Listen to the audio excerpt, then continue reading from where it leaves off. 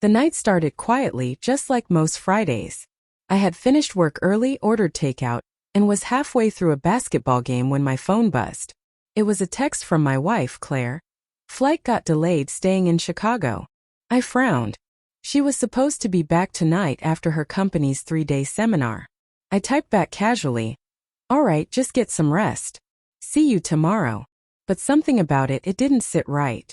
Maybe it was how she phrased it. No explanation, no photo, no call. Just a text. Claire always called when plans changed, especially if it involved a delay.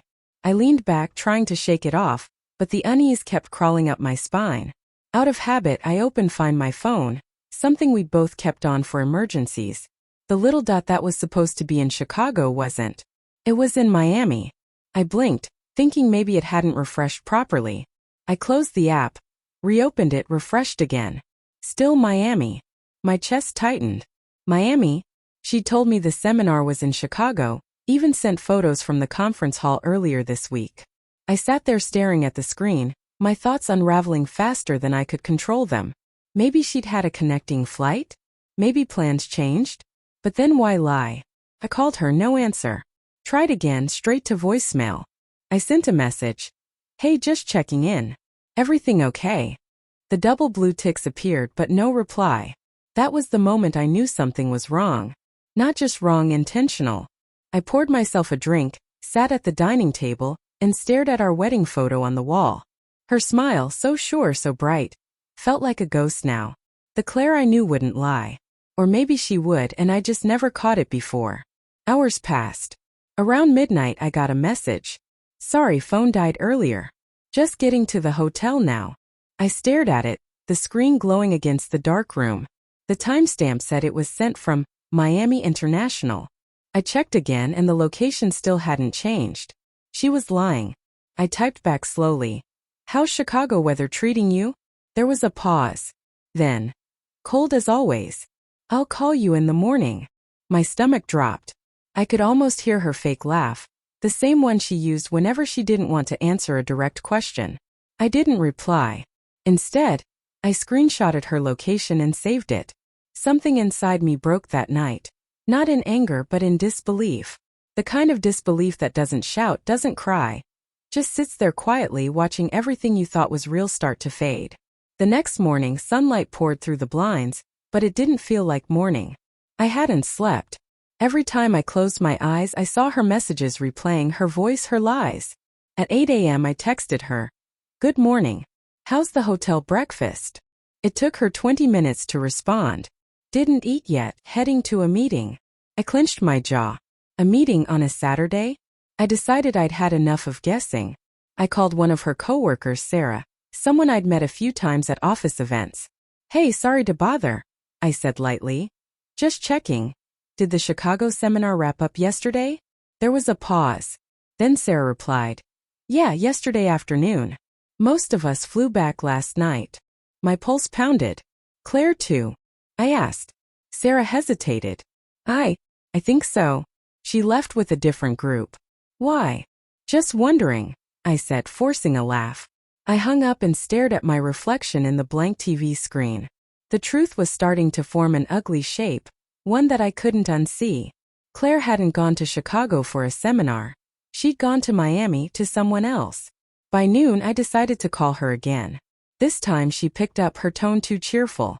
"Hey honey. Sorry I missed your call last night. Everything okay?" I took a slow breath. "Yeah, everything's fine. Just curious though, how's Chicago?" There was silence, a long one. "What do you mean?" she finally said. "I told you it's freezing here." I glanced at the screenshot on my phone, her pin glowing in the middle of Miami Beach. "That's strange," I said quietly, "because your location says otherwise." The silence turned sharp, heavy. I heard her inhale, then stumble over her words. "Wait, what? No, that must be a glitch. You know how those apps are." I didn't respond. I just listened, to the panic rising in her voice, to the guilt she was trying to hide. Finally she snapped, "Why are you tracking me? Don't you trust me?" I laughed bitterly. "I did," I said. "Until last night." The call ended abruptly. I stared at the phone, numb. Minutes later, a text appeared. I can explain. Then another. Please don't do anything stupid. I'll be home tomorrow. But I didn't want her explanations. I wanted the truth. The real one. And if she wouldn't tell me, I'd find it myself. That night, I opened her laptop, the one she always kept logged into her work email. My hands trembled as I scrolled through messages. Then I saw it. A flight confirmation. Chicago to Miami. And the name of a second passenger, Ethan Clark. Ethan Clark. The name hit me like a cold slap. I knew that name. He was her old colleague from her previous firm. I remembered him from her stories, the way she used to laugh when she mentioned his jokes, how she'd say, Ethan just gets my humor. I'd never thought much of it then. But seeing his name on that flight confirmation, that was something else. The email showed they had booked the trip together, same dates, same return flight. My chest tightened as I scrolled further. Attached were hotel reservations, 1 room, 1 bed. I shut the laptop and just sat there, staring at the wall. The quietness of the house was unbearable. Every sound, the ticking clock, the wind brushing against the window, felt amplified. My hands were shaking, not out of anger yet, but heartbreak. How long had she been doing this? How long had I been the fool believing in her late nights, her extra meetings, her company dinners? By the next day she was back. The sound of her suitcase rolling across the floor echoed like thunder. Hey, she said softly, standing in the doorway, sunglasses on, pretending like everything was fine. Flight got in early. I looked up from the couch, expressionless. From Chicago? I asked. She froze. I could see the lie forming behind her lips, the rehearsed words ready to spill. Yes, she said finally. From Chicago. I stood up slowly, handed her my phone. The screenshot of her Miami location filled the screen. Her eyes widened, then darted away. Mark, it's not what you think. Then what is it, Claire? I interrupted, my voice calm but cold. Because your flight, your hotel, your companion, everything says Miami. Everything says Ethan. Her lips trembled. It wasn't like that. We just needed to talk to clear things up. It was supposed to be professional. Professional. I laughed bitterly. You booked a king suite with your ex-coworker. You lied to me, Claire.